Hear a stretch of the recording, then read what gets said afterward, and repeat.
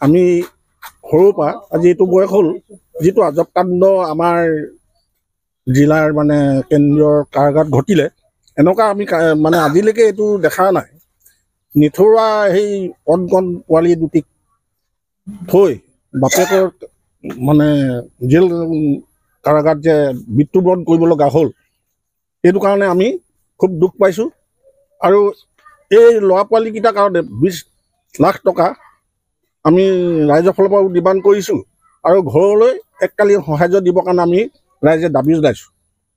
আৰু এনেকুৱা কাণ্ড যাতে ভৱিষ্যতলৈ নহওক বা প্ৰশাসনেও এই বিষয়ে অলপ চিন্তা কৰিব লাগিছিল।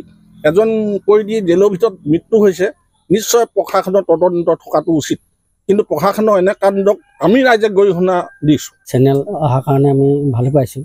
আমাৰ যি এই ঘটনাটো হৈ গ'ল, আমি সৰুৰ পৰা আজিলৈকে এই ঘটনা আমি দেখা নাই, শুনা নাই। কিন্তু এতিয়া আমাৰ যি ঘটনা হৈ গ'ল, এই ল'ৰা ছোৱালী দুটি থাকি গ'ল, এই ছোৱালী দুটিক তেওঁ সেই দেউতাকে ভৰণ পোষণ দি আছিলে, এতিয়া সিহঁতি নিথৰুৱা হৈ গ'ল।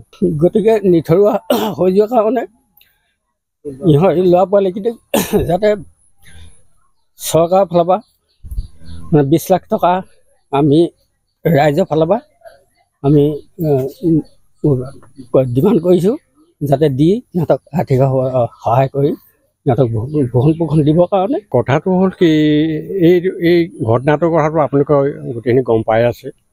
আমাৰ কথা হ'ল কি, বৰ বেছি কথা নকওঁ আৰু, কথা হ'ল আমাক ন্যায় লাগে আৰু এই ল'ৰা পোৱালিকেইটাকে যেনে হস্তান্তৰ আপোনালোকে আপোনাৰ ফালৰ পৰা দিব পাৰে।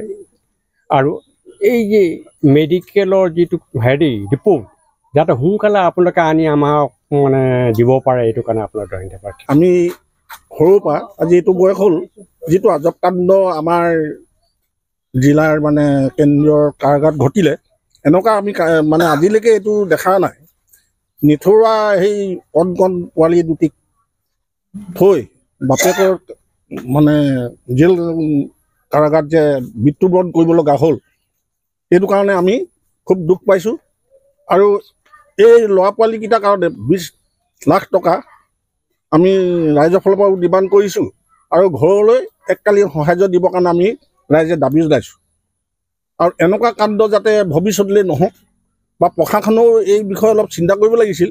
এজন কয়দী জেলৰ ভিতৰত মৃত্যু হৈছে, নিশ্চয় প্ৰশাসনৰ তদন্ত থকাটো উচিত, কিন্তু প্ৰশাসনৰ এনে কাণ্ডক আমি ৰাইজে গৰিহণা দিছোঁ।